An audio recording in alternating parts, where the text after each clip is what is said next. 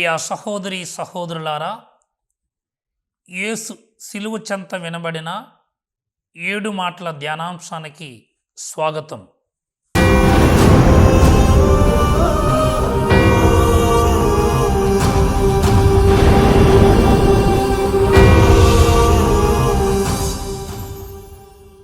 ఏడు మాటల్లో ఈరోజు 4వ మాటను గురించి ధ్యానం చేసుకుందాం.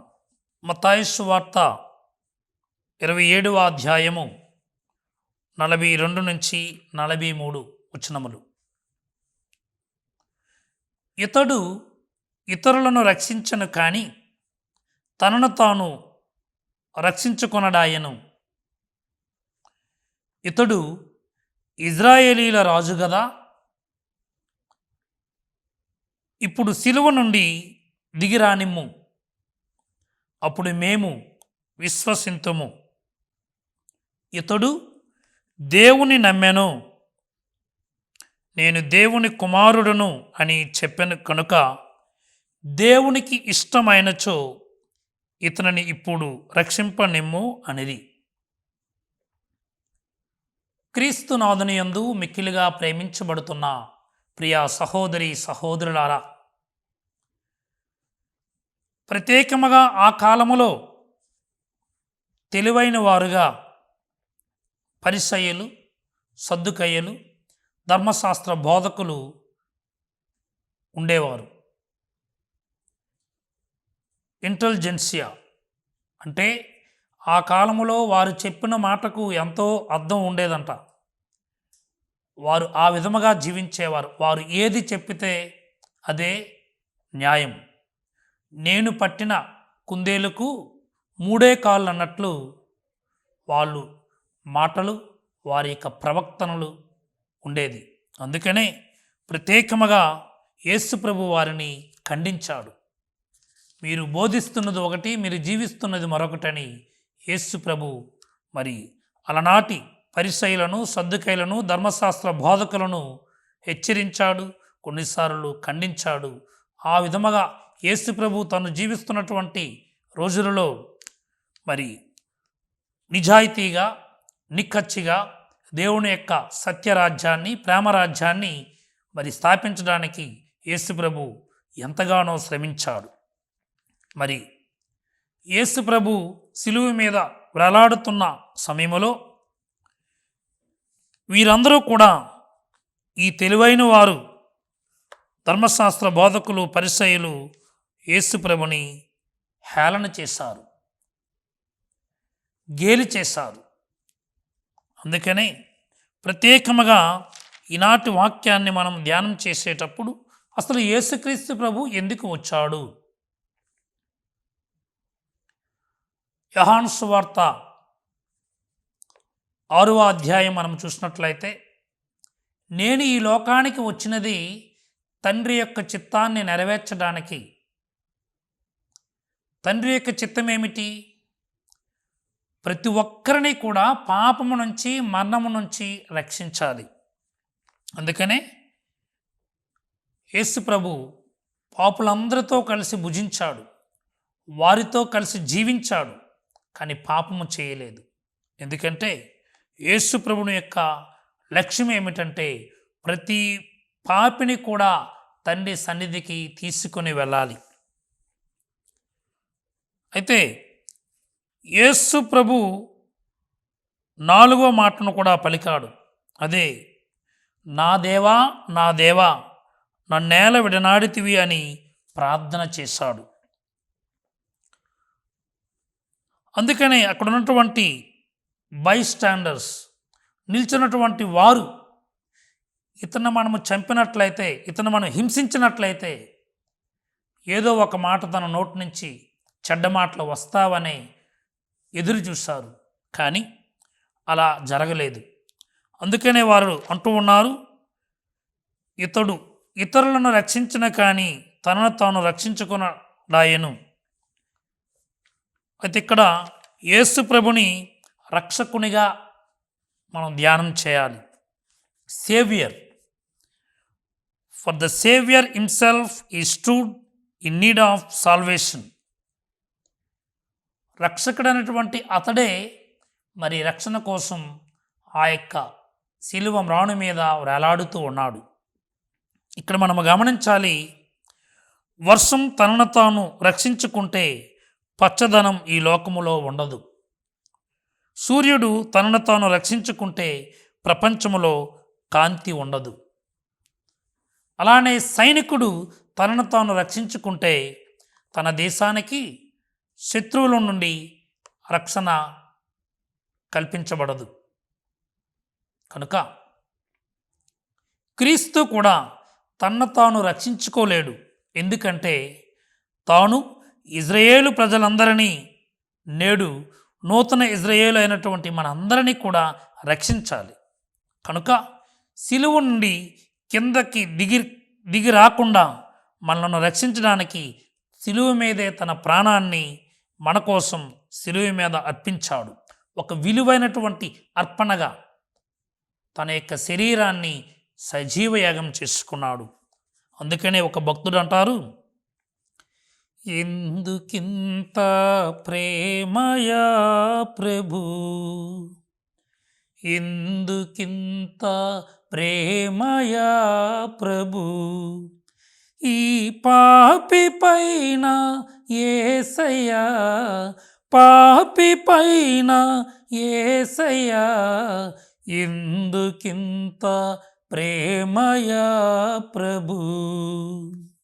పరము వీడి భువికి వచ్చి సిలువ మోసి ప్రాణమిచ్చి, పరము వీడి భువికి వచ్చి సిలువ మోసి ప్రాణమిచ్చి, తండ్రి దయను మాకు వసగిన్, తండ్రి దయను మాకు వసగిన్ యేసురాజ వందనం. ఎందుకింత ప్రేమయా ప్రభు, ఈ పాపి పైన యేసయ్యా, ఎందుకింత ప్రేమయా ప్రభు. అవును, యోహాను సువార్త 3వ అధ్యాయము 16వ వచనాన్ని మనము చూస్తే, దేవుడు లోకమును ఎంతగానో ప్రేమించెను కాగా తన ఏకైక కుమారుని ఈ లోకమునకు పంపించను. ఎవరైతే తన కుమారుని యందు విశ్వాసం ఉంచుతారో వారు రక్షింపబడతారు. ఎవరైతే తన కుమారుని యందు విశ్వాసం ఉంచరో వారు ఖండింపబడియే ఉన్నారన్నారు. కనుక నీవు నేను కూడా క్రీస్తు జన్మించి సుమారు 2025 సంవత్సరాలు జూబిలీని మనం జరుపుకుంటున్నాం. మరి ఇన్ని సంవత్సరాలు అయినా సరే ఇంకా అనేక మంది క్రీస్తు అంటే, యేసు అంటే ఎవరో తెలియని వారు అనేక మంది ఉన్నారు. అందుకనే సిలువ వేయబడిన క్రీస్తుని నేను ప్రకటిస్తూ ఉన్నానని భక్త పౌలుడు పలికి ఉన్నారు. మరి నీవు ఆ బాలజేసును ప్రకటిస్తున్నావా? అక్కడ ఉన్నటువంటి వారందరూ కూడా యేసు ప్రభువుకి కష్టాలు ఉండకూడదు, ఎందుకంటే అక్కడ ఉన్నటువంటి వారందరూ కూడా ఇజ్రాయేలు ప్రజలే, యూదులే. కనుక మాకు యేసు ప్రభు ఒక రాజుగా ఉండాలి, మరి ఇతడేంటి సిలువ నుంచే దిగలేకపోతున్నాడని వారు ఇహలోకమైనటువంటి రక్షణ గురించి ఆలోచించారు.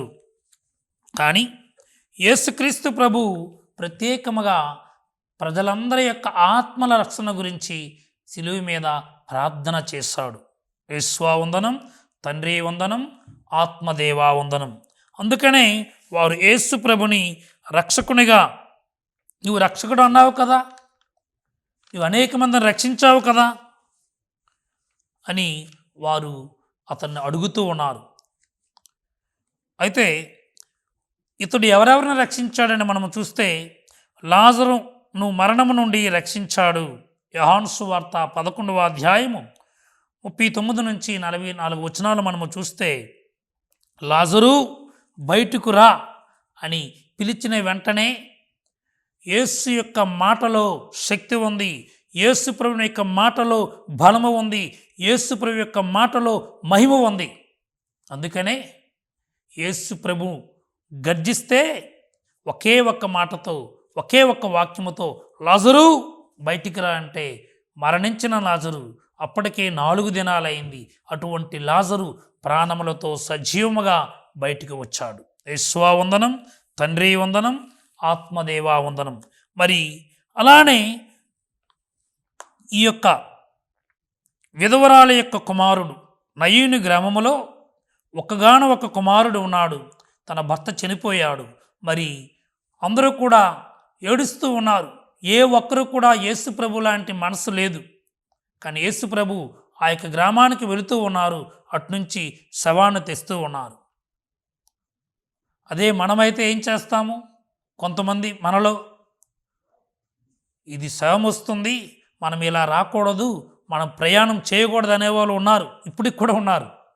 కానీ యేసు ప్రభు వెళ్ళి ఆ పాడిని తాకాడు. తర్వాత ముందుగా ఆమెను వెళ్ళి అమ్మా ఏడవవద్దు అని ధైర్యాన్ని ఇచ్చాడు. ధైర్యాన్ని ఇవ్వడమే కాదు, మాటలే కాదు, చేతలు చేసే దేవుడు నీవు నేను నమ్ముకున్న యేసు దేవుడు. అందుకనే వెంటనే వెళ్ళి పాడిని తాకగానే మరణించిన వాడు లేచి మాట్లాడసాగాను. గమనించండి, అక్కడ లాజరును మరణం నుంచి రక్షించాడు. ఇక్కడ విధవరాల యొక్క కుమారునికి ప్రాణాన్ని ఇచ్చాడు. ఆ విధవరాల యొక్క జీవితం నిజముగా ఎంతో ఆనందదాయకంగా మారింటుంది. కనుక అంతేకాదు, ఇంకా మనం చూసినట్లయితే జైరస్ యొక్క కుమార్తెను కూడా మరి రక్షించున్నాడు. మనం గమనించాలి, ఇక్కడ దేవుడు ఎంతమందిని రక్షించాడు. కానీ ఇప్పుడు లోకరక్షకుడు, పాపుల ప్రియుడు, నేనే జీవాహారము, నేనే పునరుత్థానము అన్నటువంటి యేసు ప్రభువు సిలువ మీద ఉన్నాడు. నేనే మార్గము, సత్యము, జీవం అన్నాడు. అటువంటి ఈ ప్రభువుకు, ఈ బాధామయ సేవకునికి ఎందుకు ఈ కష్టాలు, ఎందుకు ఈ శ్రమలు, ఎందుకు ఈ బాధలని నీవు నేను ఆలోచిస్తే యెషయా గ్రంథము 53వ అధ్యాయములో దేవుని యొక్క వాక్యం సెలవిస్తుంది. ఆయన మానవాళి పాపములందరినీ కూడా క్షమించడానికి దేవుని యొక్క సంకల్పం ఏమిటంటే తన యొక్క కుమారుణ్ణి, మనుష్య కుమారుణ్ణి బలి పశువుగా, ఒక పాపిగా అక్కడ చేయబడ్డాడు. అందుకనే మన పాపములన్నింటినీ కూడా సిలువలో అతడు మోసి ఉన్నాడు. యేసువా వందనం, తండ్రి వందనం, ఆత్మదేవా వందనం. మరొక టైటిల్ని కూడా చెప్తూ ఉన్నాడు, ఇతడు ఇజ్రాయేలు రాజు కదా.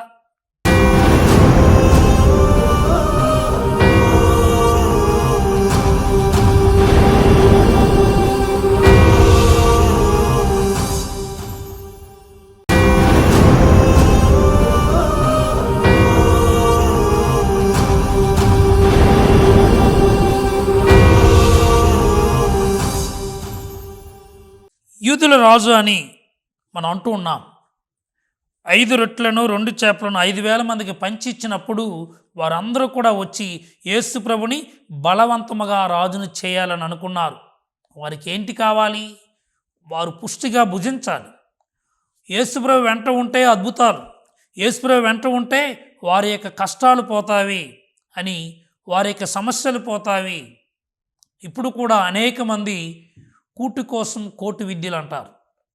అంటే ఈ పొట్ట నింపుకొని, ఈ శరీరాన్ని మనం ప్రాణంతో ఉంచుకోవడానికి అనేక పనులు చేస్తూ ఉన్నాం. కొంతమంది తినడానికే బ్రతుకుతారు, కానీ బ్రతకడానికి తినాలి. ఇక్కడ తిండే కాదు, నీవు నేను మరణించిన తర్వాత దేవుడిచ్చినటువంటి ఆత్మ ఆ యొక్క పరమాత్మను చేరాలి, ఆ పరలోకం వెళ్ళాలి. అందుకనే ప్రత్యేకముగా యేసు ప్రభు అంటూ ఉన్నారు, మీరు రొట్టెలు తిని సంతృప్తులైనందువలన నన్ను మీరు అనుసరిస్తున్నారు. మీరు శాశ్వతమైనటువంటి భోజనముకై శ్రమింపుడు. అది యేసు ప్రభు ఇప్పుడు సిలువ మీద మనందరము కూడా ఈ అశాశ్వతమైనటువంటి జీవితాన్ని విడనాడి శాశ్వతమైన జీవితాన్ని ప్రకటించడానికి ప్రత్యేకముగా ఈరోజు తను సిలువ మీద ఉంటూ ఉన్నాడు. వారందరూ కూడా చెప్తూ ఉన్నారు, నీవు దేవుడు కదా, ఇజ్రాయేలు రాజు కదా, సిలువ నుండి దిగిరా. సైతాను, ఈ యొక్క పరిసయ్యులు, ఇంటెలిజెన్సియా, ఈ తెలివైన వారుగా అలనాడు సంఘములో పిలువబడిన వీరి చేతే సైతాను శోధిస్తూ ఉంది. వీరు వేధిస్తూ ఉన్నారు. మన నాలుకకి ఎముక లేనప్పటికీ ఈ నాలుక ద్వారా అనేక మందిని మాటల ద్వారా, కత్తుల్లాంటి మాటల ద్వారా, బాకుల్లాంటి మాటల ద్వారా మనము చంపివేస్తూ ఉన్నాం. అప్పుడు యేసుప్రభు అన్ని కష్టాలు, బాధలు, ఇబ్బందులు, హింసలు పడుతూ ఉంటే వీరు యేసుప్రభుని వాదార్చిపోయింది కాక యేసుప్రభుని వారి యొక్క మాటల ద్వారా బాధ పెడుతూ ఉన్నారు. ఇతడు ఇజ్రాయేలు రాజు కదా, సిలువ నుండి దిగిరా నిమ్ము, అప్పుడు విశ్వసింతుము. ఇక్కడ మనం గమనించాలి, మరి రాజులు ఎక్కడుంటారు? బంగారు సింహాసనంపై కూర్చుంటారు. కానీ యేసు రాజుగా సిలువ సింహాసనంపై అందరి యొక్క పాపముల కోసము తన యొక్క బలిని సమర్పిస్తూ ఉన్నాడు. ఒక రాజు సిలువ నుండి దిగి రాలేకపోతే వారు ఏమని నిందిస్తారో మీకు తెలుసా? ఈ యేసు దెయ్యాలకు అధిపతి అయినటువంటి బెల్జబూలు ద్వారా, ఆ బెల్జబూలు అధికారముతో అద్భుతాలను చేశాడు. ఇప్పుడు తనను తాను రక్షించుకోలేకపోతున్నాడు అని వేళాకోళం చేస్తారు. అదే చేశారు అక్కడ. అలానే ఇంకొక వాక్యాన్ని మనం చూద్దాం. ఈ ట్రస్టెడ్ ఇన్ గాడ్, ఇతడు దేవుని కుమారుడు కదా, ఇతడు దేవుణ్ణి నమ్మెను అని వాళ్ళే అన్నారు. అవును, అక్కడ ఉన్నటువంటి ప్రజలందరూ పిలాతును నమ్మారు, హేరోదు రాజును నమ్మారు, మరి ఏలోక శక్తి సామర్థ్యాలపైన నమ్మకాన్ని ఉంచారు. కానీ యేసుప్రభు ఏనాడు కూడా మరి సైతాను శోధనలకు లొంగిపోలేదు, కష్టాలకు కృంగిపోలేదు. తను తండ్రి మీద నమ్మకం ఉంచాడు, తండ్రినే నమ్ముకున్నాడు. ఆ ఏకాంతముగా కొండ ప్రాంతానికి వెళ్ళి రాత్రింబవళ్ళు ప్రార్థన చేసినట్లు బైబిల్ గ్రంథములో మనము చూస్తాము. కనుక ఇక్కడ తాను నమ్ముకున్న దేవుడు ఎక్కడున్నాడని మనం అనుకోవచ్చు. దేవుడంటే నీకు ప్రేమ కనుక మనందరము కూడా శుక్రవారం నాడు మరి మాంసాన్ని భుజించకున్నా, లేక ఈ తపస్కాలంలో అనేక మంది మాంసాన్ని భుజించకున్నా మనం పాటిస్తాం. కారణం, దేవుడంటే మనకి ప్రేమ, మన కోరికలు తీరాలి. మనం ఈ విధంగా ఉపవాసం చేస్తే మనకు అన్నీ మంచే జరుగుతామని అనుకుంటాం. అయితే దేవుడంటే నీకేదో నీ కోరికలు తీరుస్తాడనే కాకుండా దేవుడంటే నీకు ప్రేమ ఉండాలి. ఎందుకంటే తన కుమారుడని యేసయ్యనే నీకు కానుకగా సమర్పించాడు. ఆ యేసయ్య ద్వారా నీకు పరలోక ప్రాప్తిని అందజేశాడు. మరి ఆయన సిలువపై నుండి కిందకు రాలేదు. ఆయన అన్నాడు, నా నామమున మీరు కష్టాలు పాలవుతారు, మీరు హింసలను పొందినప్పుడు ఈ తెలివైన వారు ఎప్పుడు ఏమనుకుంటున్నారు? ఇదిగో ఇతడు చచ్చిపోతాడు, ఇతనితో మనకి ఇంక ఎటువంటి గొడవ ఉండదని అనుకున్నారు. కానీ అతని యొక్క శిష్యులు వచ్చి అనేక మందికి సిలువ వేయబడిన క్రీస్తుని మేము ప్రకటిస్తున్నామని బోధించారు. అప్పుడు వీళ్ళకి అర్థమైంది, అమ్మో, యేసుప్రభుని యొక్క మాటలు సామాన్య మాటలు కావు, జీవపు ఓటలు. మరి ఒక సెలయేరు ఏ విధముగా, జీవనది ఏ విధంగా నిత్యము ప్రవహిస్తుందో అలానే యేసుప్రభు యొక్క మాటలు కూడా ఎంతో ఓదార్పునిచ్చావి, అనేక మందికి మరి ధైర్యాన్ని ఇచ్చావి, ముఖ్యంగా అపోస్తులకు. కనుక నీవు నేను కూడా ప్రత్యేకముగా ఈ యొక్క దేవుని యొక్క వాక్యాన్ని ఆలకిస్తున్నటువంటి మనము ఎప్పుడూ కూడా ఆ పరలోకం చేరాలంటే ఈ లోకములో మరి కష్టాలు, బాధలు వచ్చేటప్పుడు మనము ఓర్చుకునే శక్తిని దయచేయమని ప్రార్థన చేసుకుందాం. ఈ 4వ మాటలో ఇంకొక అర్థం కూడా ఉంది. అదేమిటంటే, ప్రత్యేకముగా యేసుక్రీస్తు ప్రభు మనను రక్షించడం కోసము దేవుని నమ్ముకున్నాడు, నమ్ముకున్న దేవుని యందు పూర్తి విశ్వాసం ఉంచాడు. అందుకనే నీతి సూర్యుడైనటువంటి యేసు మౌనముగా ఉన్నాడు. చీకటి రాజ్యమేలుతుంది. మనందరి రక్షణ కోసం సిలువలో అతడు బాధలు పడుతూ రక్షణను సాధిస్తూ ఉన్నాడు. ఇక్కడ పాపం అనేది 2 రకాలుగా ఉంటుంది. ఒకటి, మనలను దేవుని నుంచి వేరుపడిపోయేటట్లు చేస్తుంది. రెండవది, మనిషి నుంచి మనిషి వేరుపడేటట్లు చేస్తుంది. అందుకనే దేవుడు ఆ పరలోకాన్ని వీడి ఈ భూలోకానికి వచ్చింది. పరలోకంలో ఉన్నటువంటి తండ్రితో ఈ భూలోకంలో ఉన్నటువంటి మనుషులు మరి ఐక్యం చెందాలి, కలిసి ఉండాలి.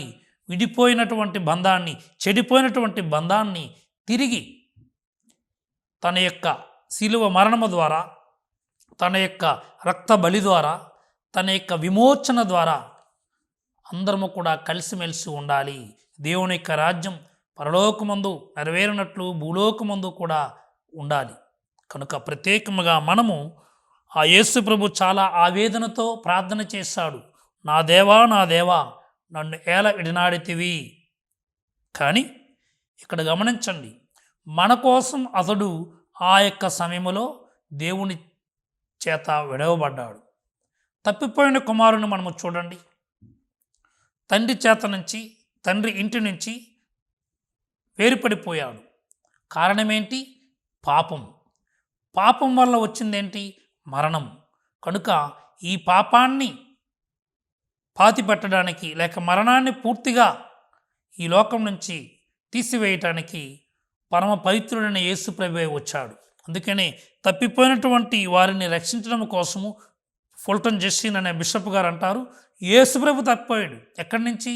పరలోకం నుంచి తప్పిపోయి ఈ లోకానికి, తప్పిపోయిన మనలను తిరిగి పరలోకానికి తీసుకుని వెళ్ళటానికి అతడు ఈ లోకానికి వచ్చాడు. దారి తప్పినటువంటి నిన్ను నన్ను కూడా పిలిచే గొప్ప దేవుడు, కరుణామయుడు, మంచి కాపరి మన యొక్క యేసుక్రీస్తు ప్రభు. ఈ తపస్కారం ఉన్నటువంటి నీవు నేను కూడా మనము దేవుడి నుంచి దారి తప్పి మన సొంత దారులు, అడ్డమైన దారులు, అవినీతిదారులు, అధికార దాహముదారులు మనం వెతుక్కుంటున్నామేమో. అసలు సిసలైన దారి యేసుప్రభు చెప్పాడు కదా, నేనే మార్గమును, నేనే సత్యమును, నేనే జీవమును. యోహాను సువార్త 14వ అధ్యాయము 6వ వచనం. కనుక నీవు నేను కూడా ఈ యొక్క 4వ వాక్యాన్ని మనం ధ్యానం చేసేటప్పుడు అలనాటి పరిసయ్యులు, సద్దుకయ్యులు, ధర్మశాస్త్ర బోధకుల వలె కాక యేసుక్రీస్తు వలె ఏమి మాట్లాడాలో అవునంటే అవునని, కాదంటే కాదని చెప్పాలి. కానీ నోరుంది కదని చెప్పి లేనిపోని విధముగా మన యొక్క మాటల ద్వారా దేవునికి అపకీర్తి తేకూడదు. అలానే మన మాటల ద్వారా మనము తప్పు త్రోవకు లేక తప్పును మూట కట్టుకోకూడదు. కనుక ఇకనైనా నీవు నేను కూడా దేవుని యొక్క వాక్యాన్ని అనగా బైబిల్ గ్రంథాన్ని చదువుదాం. ప్రత్యేకముగా పాపులు ఏ విధముగానైతే మారు మనసు పొందారో మనము కూడా ఈ తపస్కాలాన్ని, ఈ రక్షణ కాలాన్ని మన యొక్క మనస్సులు మారే విధముగా, దేవుని సన్నిధికి వచ్చే విధముగా, మన నోటి ద్వారా వెలువడు ప్రతి మాట కూడా దేవునికి సాక్ష్యం ఇచ్చే విధముగా, దేవుణ్ణి మహింపరిచే విధముగా మనము జీవించడానికి, మాట్లాడడానికి ప్రయత్నం చేద్దాం. ప్రాముఖ్యమైన తండ్రి, లోకరక్షకుడైన యేసయ్య, పరిశుద్ధాత్మదేవ, ఈ యొక్క 4వ మాట ద్వారా మేము ప్రత్యేకముగా ఆ యొక్క పరిసయ్యులు, సద్దుకయ్యుల వలె కాకుండా మేము నీకు ప్రియమైన బిడ్డలుగా ఉంటూ మా మాటల ద్వారా మిమ్మలను బాధించకుండా, మా మాటల ద్వారా మీకు స్తుతి, మా ఆత్మలకు ఆనందమును దయచేయమని, ఈ తపస్కాలం ఉన్నటువంటి మేము ఇక్కడి నుంచైనా మేము ఇతరులను గేలి చేయకుండా, ఇతరులను అవమానపరచకుండా మేము మంచిగా మాట్లాడుతూ నీకు ప్రియమైన బిడ్డలుగా జీవించే భాగ్యమును దయచేయమని ఈ మనవలన్నింటినీ మా నాదును మీ ప్రియ కుమారుడైన సిలువుదారి అయిన యేసునామమున అడిగి వేడుకొనుచున్నాము తండ్రి. ఆమెన్. దేవుడు మేము దీవించునుగాక.